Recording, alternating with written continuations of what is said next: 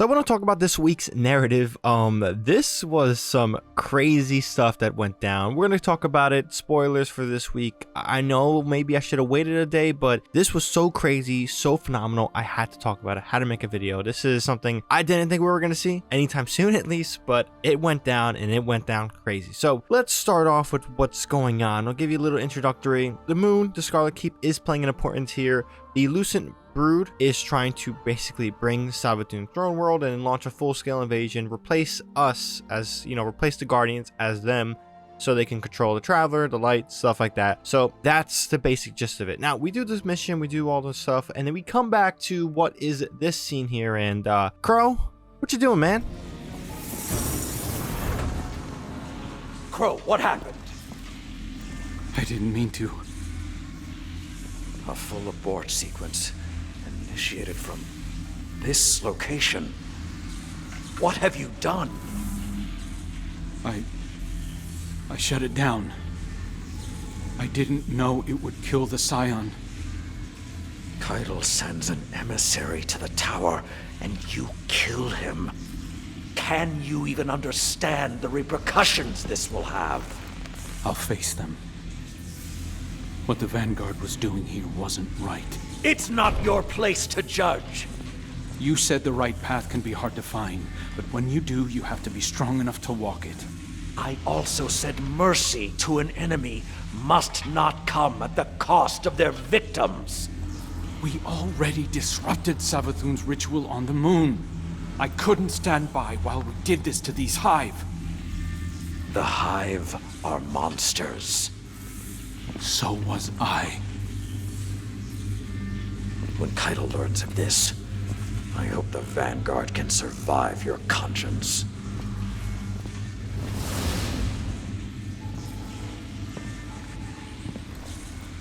You understand, don't you?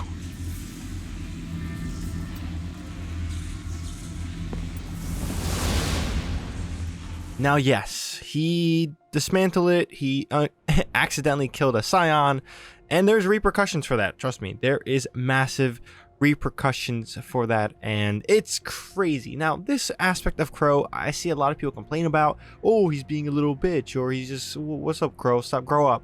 I get where he's coming from. He is battling the hearts of two different people now. He has memories of Ultra Solve and knowledge of his life and his guilt from his mistakes. And then now he has the guilt of what he's doing here. He's a kind-hearted person. That's one of his flaws as his character, or just his person itself. It was Aldrin's flaw and it was Crow's flaw now. So again, it kind of all lines up with what's going on. Will people like it or not like it? I get it, but at the same time, it's kind of how things are playing out. And I like the concept and the whole transition Crow is going for, but we got a cinematic this week, and I hope Bungie does more of these continuous cinematics. I know they're a little bit more on production time, but it was a surprise to see a cinematic, and this cinematic was insane. Check it out. Crow, how do you justify the innocent blood on your hands? It was honorable.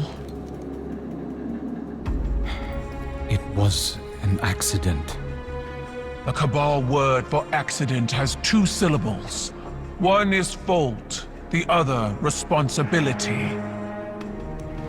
Honor the Scion whose life was taken. A life for a life. That is our way.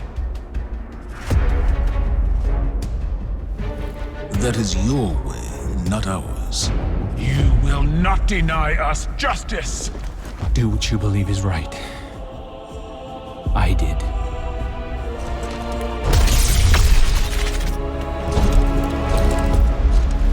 I will honor you.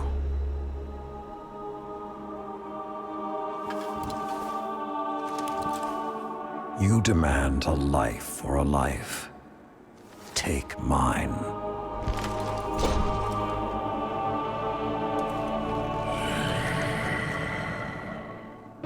Cabal reward bravery in the face of death. I accept. Your life is forfeit. You will serve the rest of your days on my war council as Brachus Forge. Then it's done. Zavala, you can't... Not a word.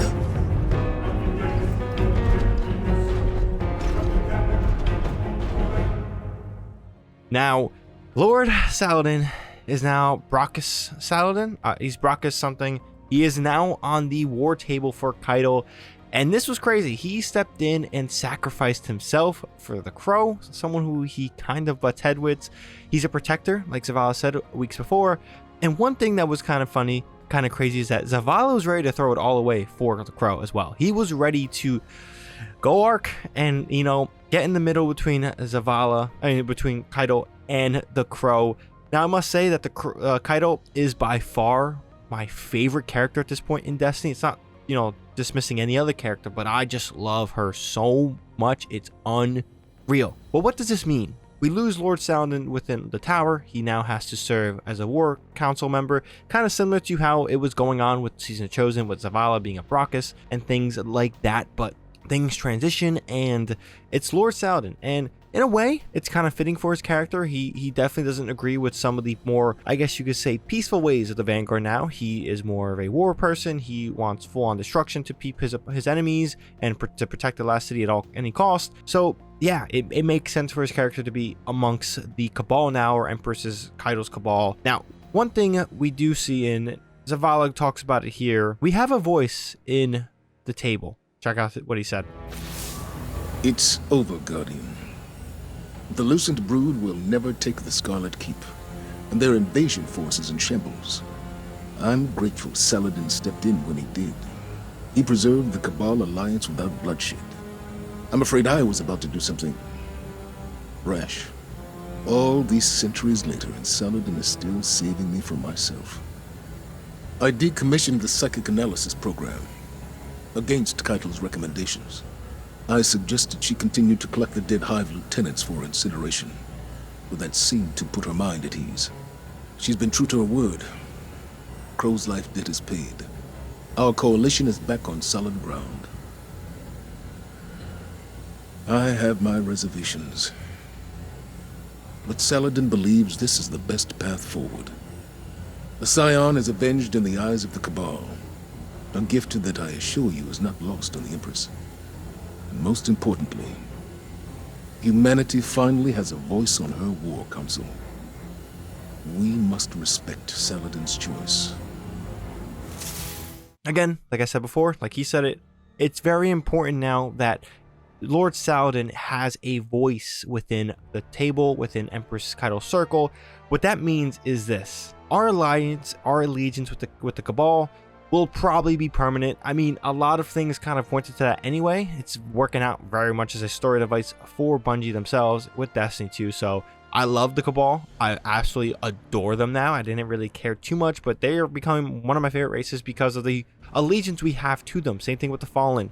You know, Mithrax and House of Light. These allegiances really help with my relationship to these factions, these races, and become more likable. So Keitel, phenomenal. Lord Saladin on her table is phenomenal as well as again, it symbolizes a, I guess you could say, a permanent alliance between the Vanguard and Empress's Keitel's forces, or the Empire.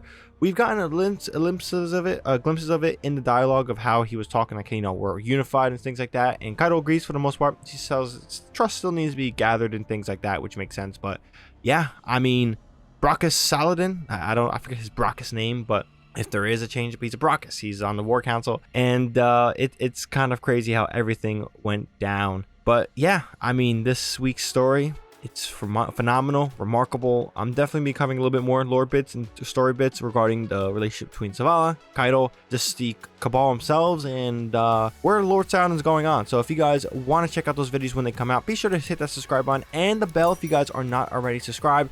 That bell will get you all the notifications when I drop a video, the exact moment, or if YouTube properly acts around that time. But if you guys also enjoy this video, definitely helps the video a like, helps out the video a lot. But that's all I gotta say on this one. ShadowNinja here, and I'm out.